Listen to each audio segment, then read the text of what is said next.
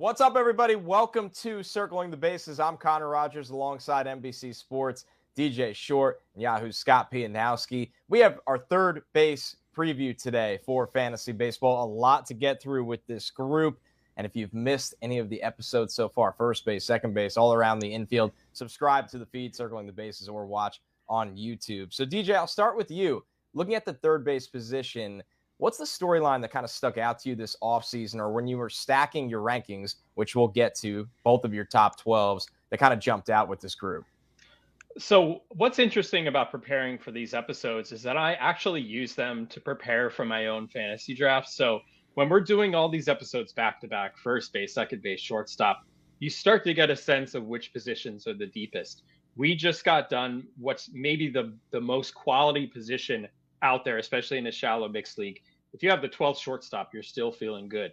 Third base, that's not the case. It's more of a top-heavy position. There's certainly some tiers involved here, but I'd say if you have the top 5 or 6, you're set up really well. There's a lot of questions after that. So just looking at those differences between the positions, and it also tells you the things to prioritize going into a draft. Yeah, I agree with what DJ says, that these shows are not just prep for the listener, they're certainly prep for me. And I'd also like to remind you that Yahoo Fantasy Baseball is open for business, so get your group back together. It's a great place to play. They have an award-winning app. I have nothing to do with it, but it's great. So hope to see you over there at Yahoo this year. Scott, take the credit. You have everything to do with it.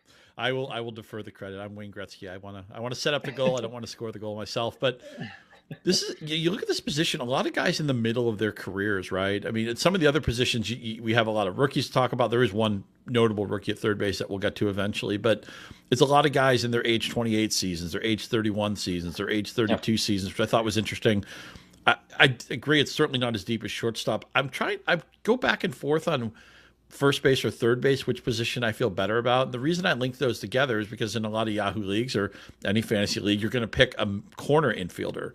And my question is, where would I want to lean, whether it be a second third baseman or a second first baseman? And I guess it depends on at what point are you dipping in the pool. One nice thing you do get, though, in the second half of the third base pool is a lot of these guys play other positions. Most of the time when somebody's a first baseman in fantasy, that's it. They're parked on first base. Maybe there'll be a DH sometimes, but you're not getting anything else out of these guys. Some of the cheaper players at this position, like the Brandon Drurys, the Josh Rojas's, Urias, DJ LeMahieu, these are guys who may be not just a third baseman for you on one day. They may be your second baseman. They may be your outfielder. They may play some shortstop, whatever it is. So at least you get that flexibility there. But for the most part, the top of the position is your third base only guys. And these are, again, a lot of guys who are on the mid. They're just about making the turn in their careers, which makes them kind of interesting to study for fantasy purposes. All right, a reminder, every season is draft season. Get your Roto-World Draft Guide bundle today and dominate your football, baseball, and basketball drafts packed with profiles, rankings, projections. Order today and get all 3 Roto-World Draft Guides for the price of 2. Plus, use promo code BUNDLE5 and save an extra $5 at checkout. So eventually, we're going to get to your top 12. But before we do that, guys, I want to go through the news of the offseason. Unlike shortstop, this one didn't have all of these multi-$100-million deals. One major extension, of course, the Red Sox extending Rafael Devers on an 11-year, $331 million contract. And then you have some signings that are in a different tier. Brandon Drury goes to the Angels, 2 years, $17 million. Justin Turner on the back end of his career signs with the Red Sox for 2 years, $22 million. So, I mean, DJ, I'll start with you here. Obviously, Devers is the most noteworthy. But at the same time, unlike the other guys, we've seen Devers in a Red Sox uniform already. Mm-hmm. So how much does that really change for him? I think what changes for the Red Sox this year is just a different feel to their lineup. We talked about this in the shortstop episode. So while I like Devers, and we'll get into this with the rankings, I worry about the supporting cast there. I think we're so used to the Red Sox lineup being deep that now that it isn't, or at least has questions, you're feeling less secure with some of the other counting stats that are more team dependent, like RBIs and runs scored. So that he stayed put does matter from a fantasy perspective. Scott, what do you think of that group? I guess we can call it the big money group. We could even look at a guy like Yandy Diaz in here that signed for 3 years, $24 million. Yeah, I mean, I can't not mention Devers only because I agree with DJ. What does lineup protection mean to me? It's not so much that they're going to throw you a strike or not. Is somebody on base when you're up, and is somebody going to knock you in when you get on base? And this is probably the weakest Boston lineup they've had in 10, 12 years. I mean, you got to figure they're the weakest team in the American League East, with Baltimore, nice resurgence there, and the other teams are all teams that think they can win the World Series. Maybe Baltimore thinks that too. I think they're misguided if they feel that way, but maybe in a couple of years. But Boston's usually a fantasy destination. As much as I love Devers, I'm not going to draft into him proactively. It's really hard to say that. Right, a couple more. Yeah, go ahead, DJ. Sorry. I was just going to say the other side with the Red Sox now, Justin Turner coming aboard, obviously not going to play third base with Rafael Devers being there, but that's kind of okay. I mean, I think Turner being a regular DH is exactly what he should be doing at this point in his career. Maybe helps him stay on the field a bit more, allays some of those injury concerns. Maybe the Green Monster steals some home runs from him, but he's still going to put up some decent numbers, hit for average. I think as late as he's going, he's pretty useful still. 3 more minor transactions. Angels acquired Gio Urshela from the Twins. The Nationals signed Jeimer Candelario on a 1-year, $5 million deal. And the Brewers signed Brian Anderson on another 1-year, $3.5 million deal. So obviously, guys, there's a lot of players outside of your top 12s that are more waiver players, I would imagine, with this group. Do you think any of these guys are even drafted? Probably not, but Anderson, I like. I like the ballpark fit there. I think he's kind of an undervalued player. And he's someone who's shown some potential with the Marlins playing in a terrible ballpark for offense. So I could see him being a sleeper, but not necessarily someone you would draft in a shallow league. He's someone who's more of a deeper league flyer. But there's a real chance he gets some run there with that Brewers team. Yeah, those are guys once you're filling up IL spots or somebody's gone sideways for you in April or May, maybe you're picking them up. But I wouldn't be drafting them in a standard casual Yahoo Fantasy League. How about some buying fading here, Scott? We'll start with you. Who's a player that, compared to draft position, not necessarily a player that you're entirely out on, but you're seeing him go earlier than you would prefer so far? I hate doing this. This is just the way I generally draft. Gunnar Henderson's the hot prospect here. And look, he got a cup of coffee with Baltimore last year and looked the part, but it's not a great hitter's park. There's one of the few teams. We always hear about these teams moving in the fences. Baltimore recently moved back the fences, and they want to play a pitching and defense kind of style. And just because he's the shiny new toy, I just feel like you're going to walk into a lot of drafts and people are going to be elbowing themselves out of the way to draft Adley Rutschman, who's going to be a superstar. He was very good last year, almost won the Rookie of the Year, even though he came up late. And they're going to want to draft into Henderson. The Orioles are kind of a buzzy team right now, and I think that's going to make him a round or two overpriced at the draft table. Yeah, I actually have Gunnar Henderson as a buy, so maybe I'm going to be drafting him in our league, Scott. I will be jumping at that opportunity. I like Gunnar Henderson more than O'Neal Cruz, and I don't understand why Cruz is considered safer than Henderson, because the thing that Henderson has is plate discipline. Strikeouts were a little high when he came up last year, but he's always had a good approach in the minors, not afraid to take a walk. I like the power speed combo. He hits the ball hard. I think there's so many things to like with Henderson. To me, I'm going to be all over it. How about a fade for you, DJ? We know you're higher on Henderson. It sounds like you're buying compared to Scott, but who's a player that you're fading? Eugenio Suarez with the Mariners is who I'm fading this year. The power is excellent. I'm not going to question that, but he struck out 31.2% of the time last year, hit just 236. His XBA was 220. This is someone who hit 198 in 2021, 202 in 2020. If that batting average comes down, it could be a tough pill to swallow to use him on a regular basis. And he's just a player you're going to need to balance your lineup with. So you're going to need to balance it out with a high average guy like a Jeff McNeil or Luis Arias. I just see more safety in someone like a Matt Chapman, who fits a similar profile, but has a better lineup around him, better power park, and Chapman actually strikes out less than Suarez. So for me, I'd go after Chapman. That's interesting because not that Suarez is necessarily a target player for me, but he did hit 236 last year. His career average is 250. I wonder if, look, I'll give anybody a pass for the 2020 season. It doesn't excuse what he did in 2021. But remember, in his final year with the Reds, they were trying to make a shortstop out of him. He was just a fish out of water there. And I wonder if that screwed up his hitting a little bit. And I like Seattle. Do they have a top 5 lineup? No, but I think it's a top 10, top 12 lineup. They were obviously a playoff team last year. And Rodriguez is a really fun player. I like the way this offense is constructed. And right now, for whatever it means, early in February, Suarez might bat third to start the season. So I think I'm a little bit more optimistic on him, understanding that there is batting average risk there, and it's gonna affect the profile of the rest of your lineup. You're gonna want somebody who hits 280 to offset what Suarez will hit. Even an optimist would have to say, well, you got to project him for a below average batting average. I get that. But I'm willing to give him excuse. 2020 was just a weird year for everybody.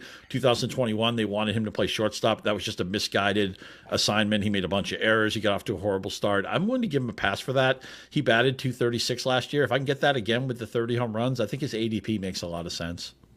Now, DJ, you gave one away already in Gunnar Henderson, but what are a couple buy options here compared to their ADP in this group?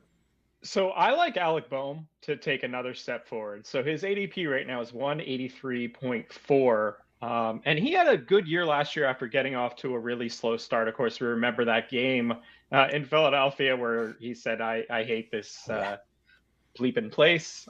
He ended up loving it, actually, as the Phillies made the World Series. But he also made a nice turnaround offensively and defensively. And I think getting comfortable defensively helped him at the plate, getting through those struggles. And the thing about Boehm is he lowered the strikeout rate last year. If you remember in 2021, he was at 26.6% strikeout rate, which you don't want to see. It was all the way down to 17.4% last year. So a huge change. He hits the ball hard. I think if he could continue to put the ball in the air more often, he did increase that launch angle last year. If he can continue to do that, I think he's someone who can hit 20 home runs. He's someone who could steal 5 to 10 bases. I love that lineup there in Philadelphia. I think he could be a value play. Still just 26 years old.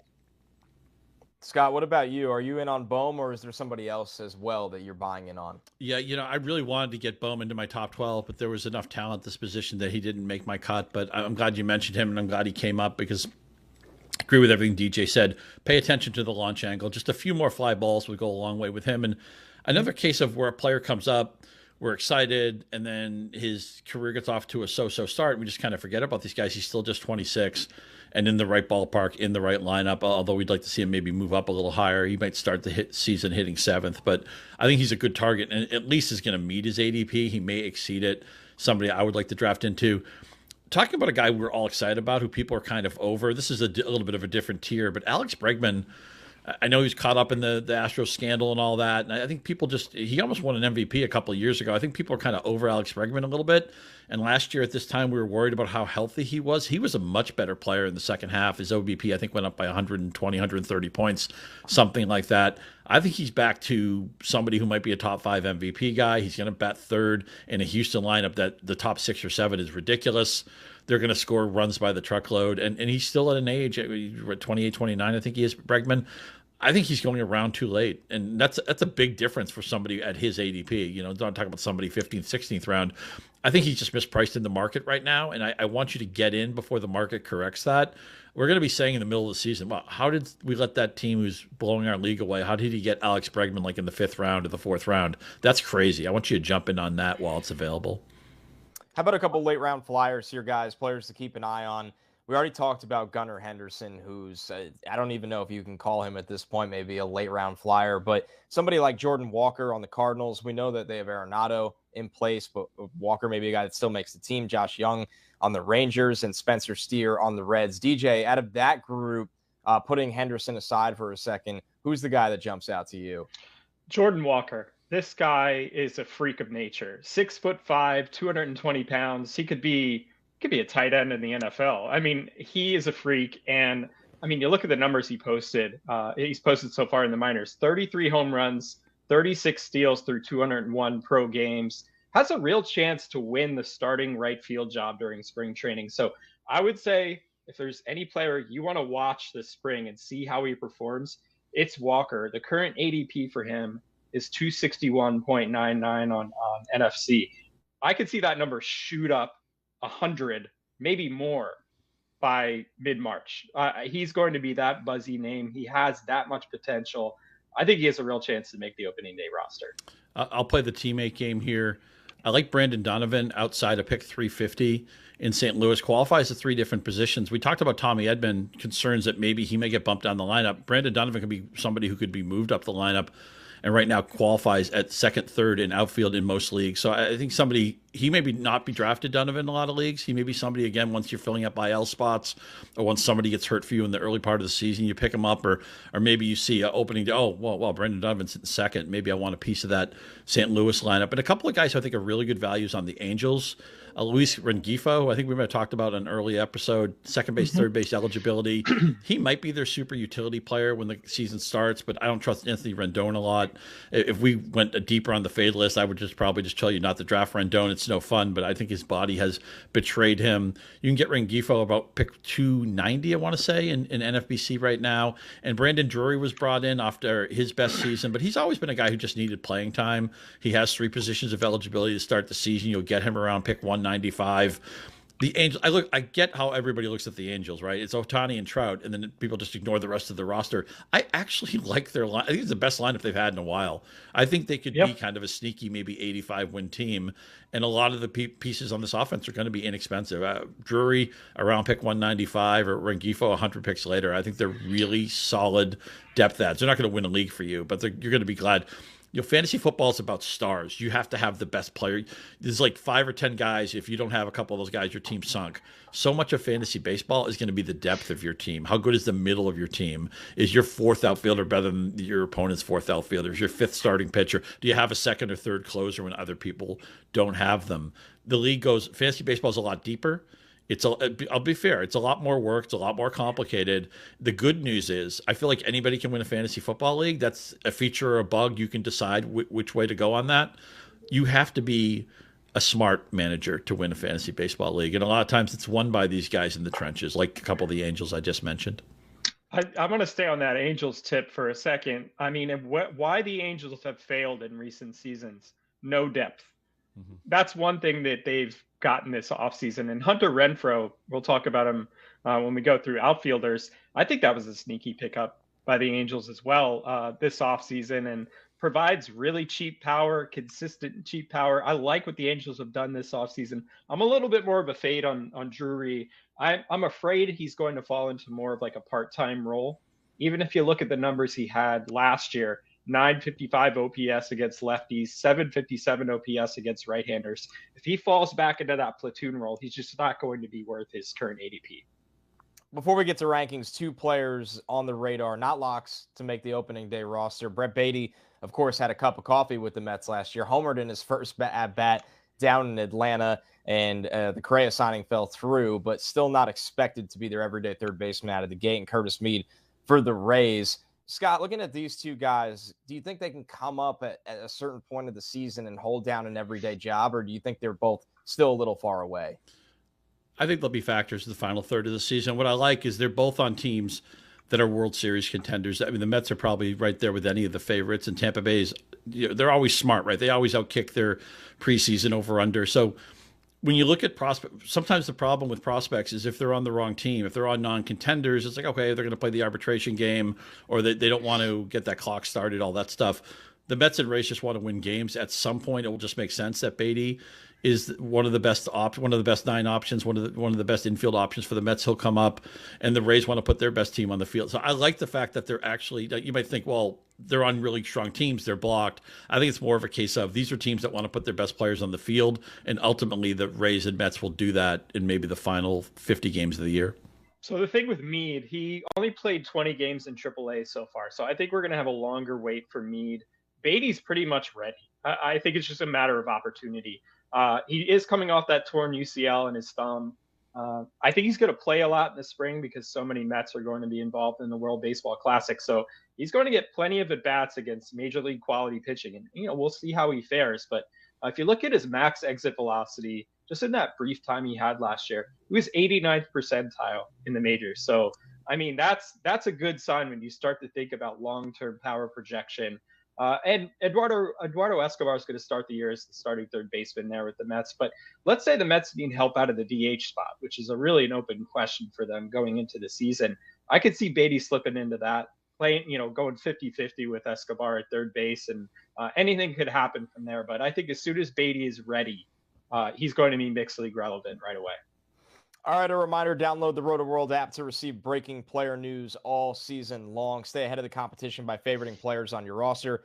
Get the latest injury updates, player news, and much more delivered right to your phone. It's available in your app store today. All right, guys, what the people have been waiting for, rankings, the top 12 from each of you.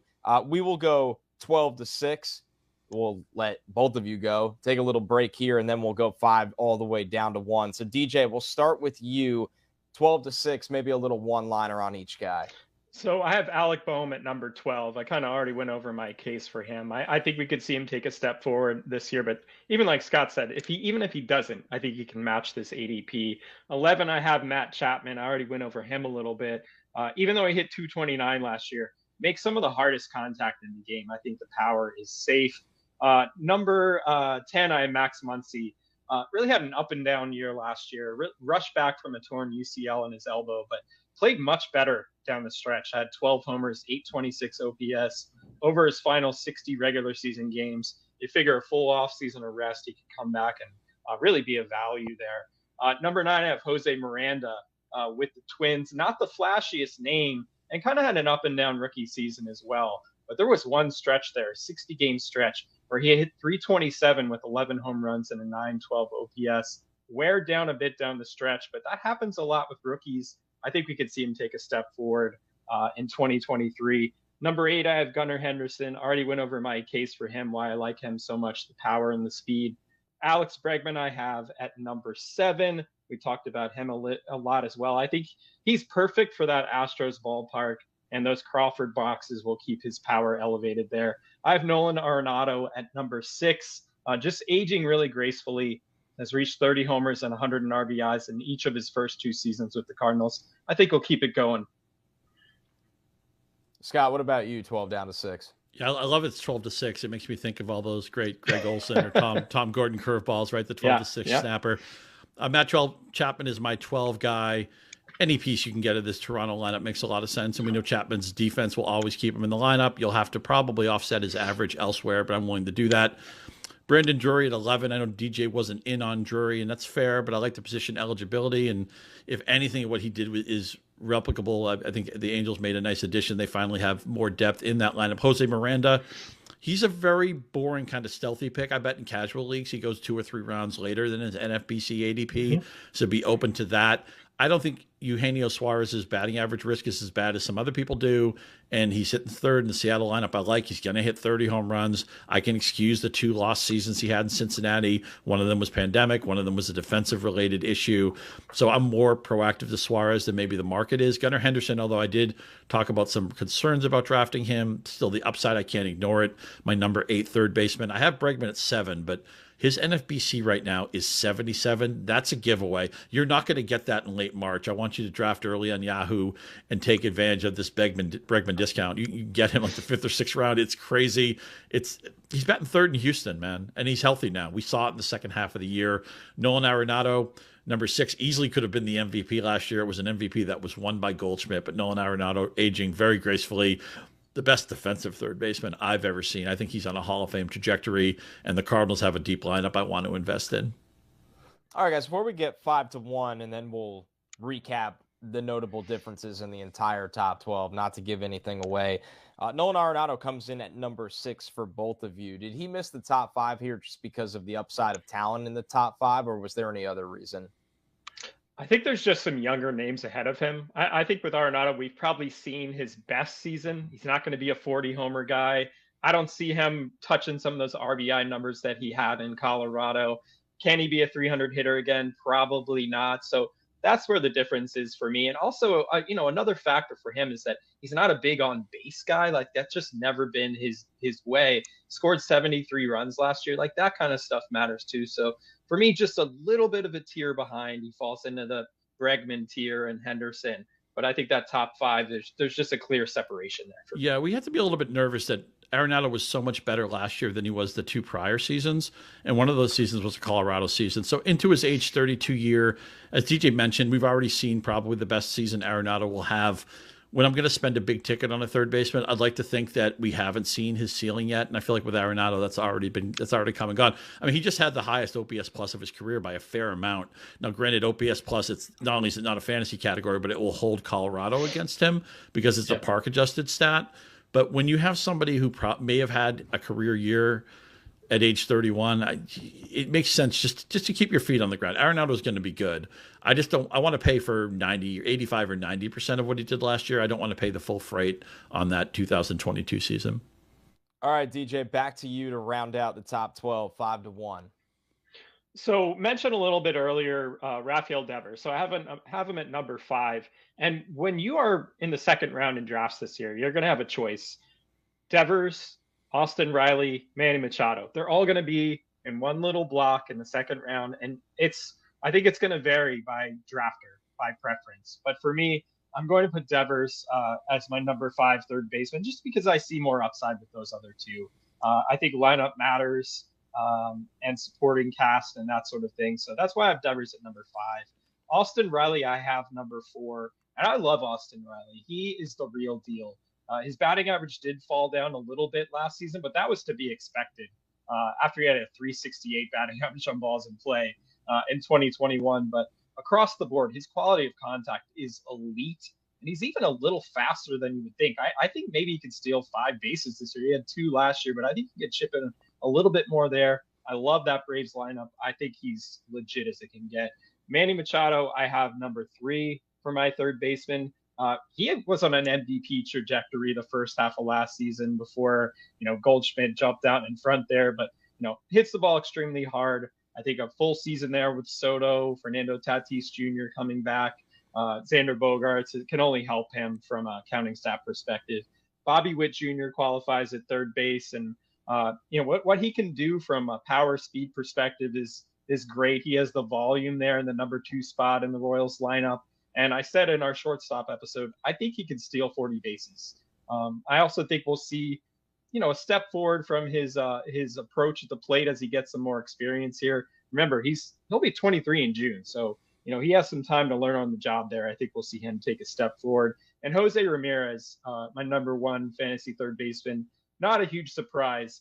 Ramirez had an amazing first half last season, fell off from there because of a thumb injury, had surgery on that during the offseason. I think we'll see a more complete season from him in 2023. So have no doubts about Ramirez being the number 1 fantasy third baseman. All right, Scott, you're up. You're a top 5. Yeah, same names. They're not in the exact same order, but I have Austin Riley at 5. A good example of how players can improve and build themselves into superstars, which is Riley has done, and he has the buoyancy of a very deep Atlanta lineup. Bobby Witt at 4, but you could take him at 2 if you wanted. The next 3 guys could be in any order. Royals aren't going to be particularly good, but at least the top 4 of their lineup is good. It gets really ugly at the bottom of the lineup, but they come out, they hit you with 4 really good hitters to start. So I think Witt won't be maybe submarine by that team as much as people think. Rafael Devers at 3. Again, it's the worst Red Sox team they've had probably in 5 or 10 years. So if somebody wants to take Witt or Riley over Devers, I get it. But man, he's just such a misunderstanding that left-handed hitters actually do great in Fenway Park. Go look at what Carl Yastrzemski did there, Ted Williams, or Fred Lynn in 1979. I'm dating myself a little bit here. I don't know why Lynn ever left the Red Sox. Probably should have been the MVP that year. But it's a really good park for a left-handed hitter, and I think Devers made a smart move staying there. Although he's going to wonder where everybody went when the lineup isn't as great. Manny Machado at 2. The fact that Machado, Soto, Tatis, Bogaerts are all on the same team, man, that's just unfair. Machado, sometimes it's easy to get lulled to sleep because it never looks like he's got such an effortless style that I think people maybe mistake that for him not caring or him maybe being a little bit lazy. He's just supremely talented and a guy who could be a Gold Glover at probably multiple positions. And as DJ said, he was probably the MVP of the league until the final month of the year. Maybe this year he cashes that check. The only question I have about Jose Ramirez, he's my number 1 third baseman. He's going to be everybody's number 1 third baseman. He currently has the number 2 overall ADP, and just with the entire pool in play after Trey Turner. DJ, if you're picking second in a league and Trey Turner's gone, is the Cleveland lineup good enough for you to take Jose Ramirez number 2? I like the addition of Josh Bell. I think that adds a different dimension to that Cleveland lineup that could help him from a run scored perspective because they just don't have boppers in that lineup. They don't. So I think that'll help, but that's a lot to put on Josh Bell. And I think you're right. I think when you're looking at the top of the board, obviously you're looking for 5 category upside. Is Ramirez a 300 hitter? No, he's not that hitter anymore. So you need to get enough from those other areas to make it worth it. I don't know. But the thing is, there's so many questions at the top of the board after Turner for me. getting into a larger discussion about the first round. Is Julio Rodriguez like a 30-30 guy or 40-40? I don't know. Are we going to see the real Ronald Acuna Jr. this year? Is Fernando Tatis going to come back and be elite? Is Juan Soto going to bounce back after what he did last year? So there's enough questions where, you know what? Maybe Ramirez is pretty safe. Maybe he makes sense there. Are you more of an upside or a floor guy when you're taking one of those early picks? I'm more of a floor person for sure. I think when you are taking your first round pick, you are taking the player that maybe won't give you first round production, like guaranteed, but you're like, this is the safety that I secure in the first round. That's going to be the not anchor for my team, but really lead my team, and I can build around it. Yeah, I like the way you frame that. Sometimes people will talk about how often does a first round pick in fantasy baseball return first round value, and I don't even care about that so much. Right. If you just told me that I would take Ramirez or Acuna or Rodriguez, or we didn't mention Aaron Judge, who could be in that discussion as well. If you just told me I got basically a full season and he was one of the top 10 hitters, top 15 players in fantasy, I'd be thrilled. Even if he returned like second round or third round value, I'd be like, okay, that's a foundational brick. You will not lose your league because you draft Jose Ramirez. He ends up being the 14th best hitter. It will ultimately come down to how you fill up the rest of your roster. So that's why I think there's a time to play with your hair on fire. And I think every year in fantasy that becomes a little bit earlier and a little bit earlier. But I'm with you. I'm a little like all these guys have upsides. That's why they go in the top 10 of a fantasy draft or in the top 5 of a fantasy draft. But floor is probably a little bit more important to me than it is the average fantasy drafter in that position. So I think we agree on that point. Yeah, and I think we talked about that during the first base episode when you're saying for Vladimir Guerrero Jr. versus Freddie Freeman. I mean, Freeman has been the safest first base pick for like 6 years now, and there's a reason for that, and there's a reason he's probably going to go in the late first round this year. Vlad Guerrero has that MVP upside where he could hit 45 home runs, but Freddie Freeman will be there every year like clockwork, being at maybe not first round value, but delivering that top 15 hitter value. Looking at the top 5 for each of you, I think the projection guy or the ceiling guy that stands out to me has to be Bobby Witt Jr., right? I mean, we've seen household seasons from Jose Ramirez, Machado, even Austin Riley at this point in Devers. With Witt Jr., and DJ, I'll start with you because you had him at number 2 overall. What is his ceiling? Because right now he seems like a bona fide 2020 guy. He may be a guy that one day 25-25, 30-30. Where does his ceiling lie? I mean, yes, it's the Royals, but this is clearly a special talent that you hinted out earlier in the show. He's not going into spring training even at 23. He is 22 years old for opening day. Yeah, so the thing with Witt last year, he got off to a slow start. He really did. He accumulated some useful counting stats over the course of the season, but for a while it was like, hey, what's going on here? But over his final 98 games last year, he hit 274. I mean, 254 is the average that he finished with, but with 274, I mean, I would take that as a useful batting average in today's fantasy game. But what that tells me is that he made progress over the course of the season. He made adjustments. That's the things you want to see from a young player. And the other thing that boosts his batting average potential is that speed. That usually when you look at players who hit for a high batting average, it's the contact, yes, but it's also speed that boosts their batting average on balls in play. So I think the more we see from that from Witt, that only helps his case fantasy-wise.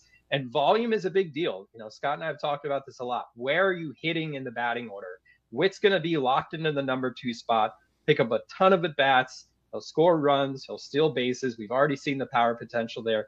Hit a 92nd percentile max exit velocity last season. To me, that's something you want to look at. There's a lot more power potential than the 20 homers we saw last year. Yeah, his walk rate in the minors was in the 7 to 9% range. Last year, it was just 4.7%. I don't have a problem. Not every player has to be walk driven. I mean, sometimes you have a Vladimir Guerrero where, okay, he swings at anything, but he hits 315 every year. Don't question it. If Witt can just tick that up, be a little bit more selective, the whole science of hitting thing with Ted Williams, you'll get the pitch that you want to hit. If you told me right now his walk rate would be 7, 8, 9%, I still want him to keep that aggressiveness. I think, oh my God, he's going to hit for a plus average and be this category juice guy. I'm going to regret not taking Bobby Witt in the first round. All right, last one here, guys, to round out the top 12s that jumped out. Scott, no Max Muncy for you in the top 12. Is there any concern over Muncy, or more just a case that he couldn't fit in over your 12 top guys? Yeah, maybe I should have had him over Drury. That'd be totally reasonable. I've always liked Max Muncy. He's a lefty who can still show power against left-handed pitching, which is important to me. It's just a matter of with the age pocket he's in and coming off an injury-prone season, I'm a little bit nervous to be proactive about drafting him. But he's also somebody that when I'm in a league with DJ and he scoops up Max Muncy in the middle rounds, I'm going to be nervous about that.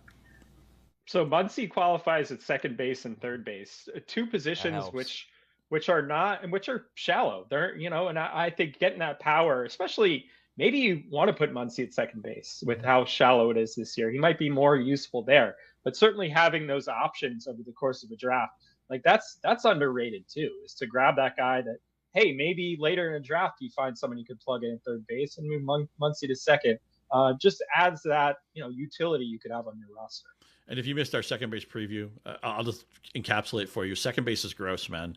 You're going to spend a lot of time coming up with comfortable answers. And, the Dodgers want Muncy to hit in the middle of that lineup. I know they don't have Trey Turner, but they still got Mookie Betts. They still got Freddie Freeman. They still got Will Smith. We'll see what JD Martinez has left. It's going to be a top 5 offense. Maybe it's not going to be like an overwhelming offense like it's been in recent seasons, but there's too many sure things in this lineup, and they think Max Muncy is a cleanup man. So that's a feather in his cap for sure. All right, everyone, that wraps up another episode of Circling the Bases, another position preview, wrapping up third base for DJ Short, for Scott Pianowski. I'm Connor Rogers. We'll talk to you soon.